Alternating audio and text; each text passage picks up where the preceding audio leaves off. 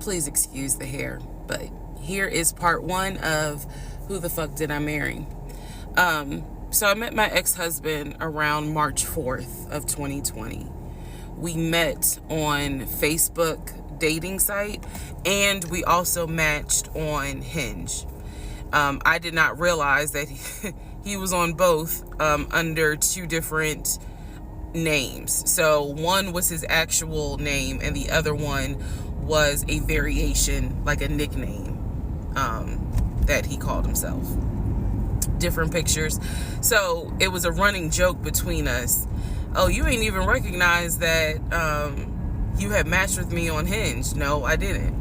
And also that should have been a red flag. By the way, you will notice in this story, I called it the United Nations of red flags. It is so many red flags that, I mean, you would have thought I was colorblind because I ignored all of them. So anyway, back to the story.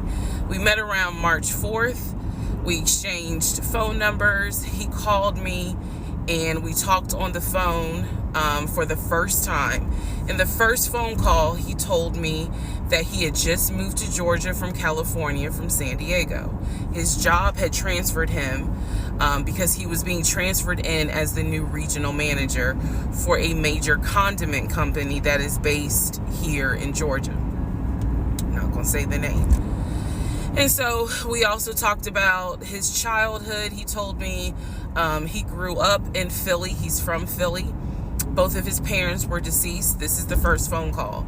Both of his parents were deceased. His father was a Philadelphia police officer. His mom was a teacher. He also told me he briefly lived in Augusta with his family. He had 2 brothers and 2 sisters. He also had 2 half-brothers on his dad's side. First phone call. So I'm just giving you guys the backstory. This was the first phone call we had. So we talked about family. We talked about friends. We talked about our jobs. At the time, I was working at Georgia State Patrol. And he knew this, and he just thought that was like, wow, so you work with troopers all day. Yes, I did. Also in that phone call, he explained to me that he used to play football. He explained that he used to play arena football. I know nothing about arena football. I know about NFL. I know about college. Go Dogs. But I don't know anything about arena football. So he explained to me that he used to play arena football. He used to work at Apple in the off season of arena football.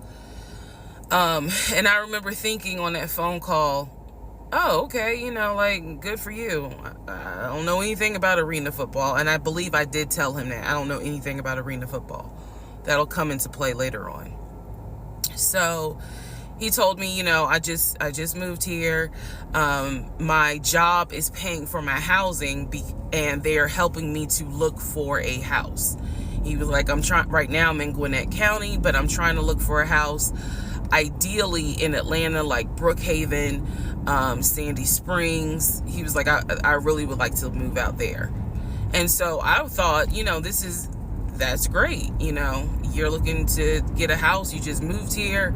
He was like, I don't really know too many people here because I spend all my time at work and, this job is really demanding. So that was our first phone call. We talked more. He talked a lot, which took me by surprise because I'm not really used to men talking more than me. He eventually asked me out on a date. Our first date was set for Saturday, March 7th, 2020. He asked me what was my favorite restaurant. I said Cheesecake Factory. And so we agreed to go out at the Cheesecake Factory in a location that was in between. I lived in Clayton County at the time.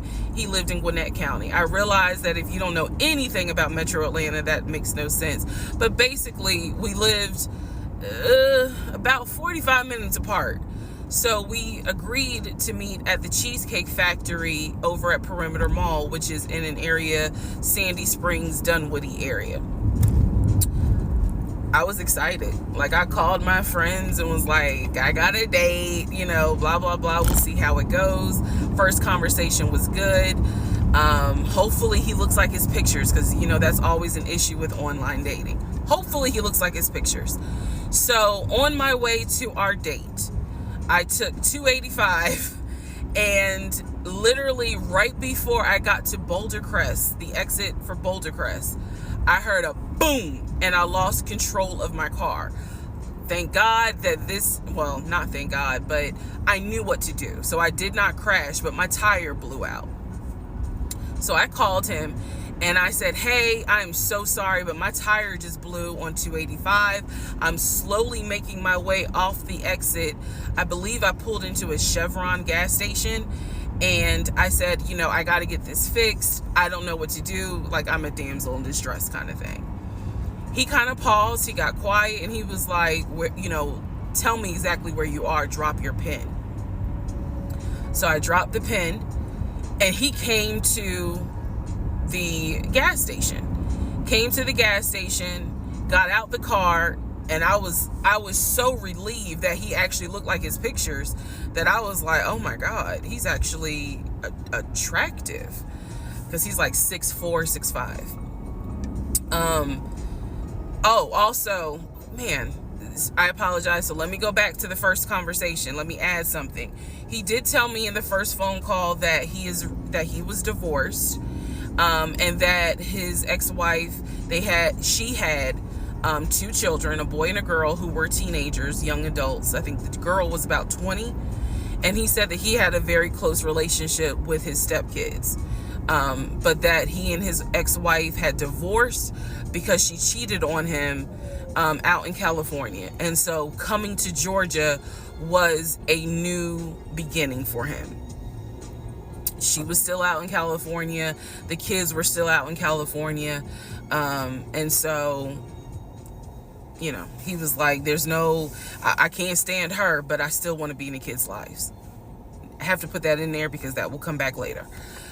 So this is just setting the stage. Again, that first conversation we talked about family, job, friends, how he ended up in Georgia, me being in Georgia, the things that, you know, I would think people talk about in the first conversation. All right, now back to the tire blew out. So he shows up to the gas station. He changes my tire, which I just thought was the sexiest thing in the world.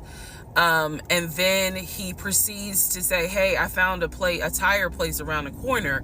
You need to get another tire. Like, you can't drive on this donut. So he followed me to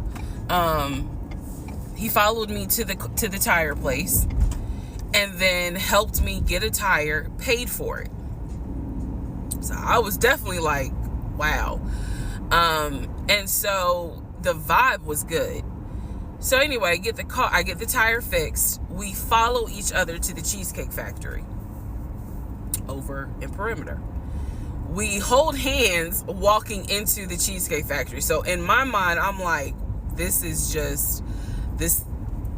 Oh my God, I had butterflies. That's the look of a woman who had butterflies. So I had butterflies. And we go in, there's a long wait. And so we sit outside and we just talk.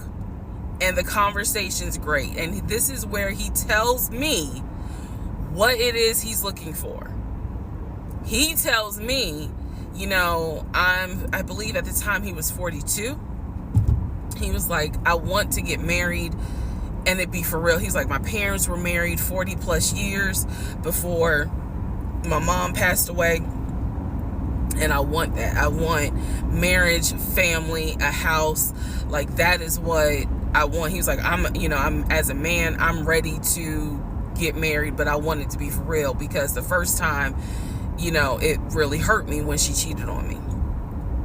So he's telling me everything that I wanted to hear. And so he was like, what is it that you want? And I said pretty much the same thing. I was like, I'm ready to get married. Definitely want to have a family.